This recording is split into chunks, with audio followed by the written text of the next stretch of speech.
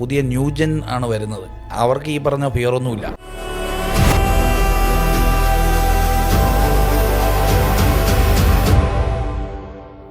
Work life balance എന്നൊക്കെ പറയുമ്പോൾ ഞാൻ അതിൽ ചിലപ്പോഴൊക്കെ ഇടപെടും. കാര്യം വർക്ക് കഴിഞ്ഞിട്ടൊരു ലൈഫുണ്ടല്ലോ, അപ്പോൾ അതിനു വേണ്ടിയുള്ള ഓട്ടാണ്.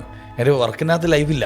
വർക്കിനകത്ത് ലൈഫ് ഉണ്ടെങ്കിൽ വർക്ക് കഴിയുമ്പോൾ ഒരു ലൈഫിന് വേണ്ടി ഓടേണ്ട ആവശ്യമില്ല. സ്പെസിഫിക്കലി കോൺട്രിബ്യൂഷൻ ആവണമെന്നില്ല. ഒരു മനുഷ്യൻ എന്നുള്ള നിലയിൽ എനിക്കൊരു സിസ്റ്റത്തിനകത്ത് ഒരു ഒപ്പീനിയൻ മേക്ക് ചെയ്യാനുണ്ട്, എനിക്കൊരു അഭിപ്രായം പറയാനുണ്ട്. എൻ്റെ അഭിപ്രായത്തിന് വിലയില്ല എന്നുണ്ടെങ്കിൽ ആ സിസ്റ്റത്തിനകത്ത് എനിക്ക് നിൽക്കാൻ പറ്റില്ല. പിന്നെ എന്താ അയാൾ പോകാത്തതെന്നറിയോ? അവിടുന്ന് പോയി കഴിഞ്ഞാൽ ഫാമിലിക്ക് സർവൈവ് ചെയ്യാൻ പറ്റില്ല. അതുകൊണ്ട് അവിടെ നിൽക്കണേ. പക്ഷേ ഇനിയുള്ള കാലഘട്ടത്തിൽ ആ പറയുന്ന ആളുകളുടെ നമ്പേഴ്സ് കുറയാണ്. പുതിയ ന്യൂജൻ ആണ് വരുന്നത്. അവർക്ക് ഈ പറഞ്ഞ ഫിയറൊന്നുമില്ല.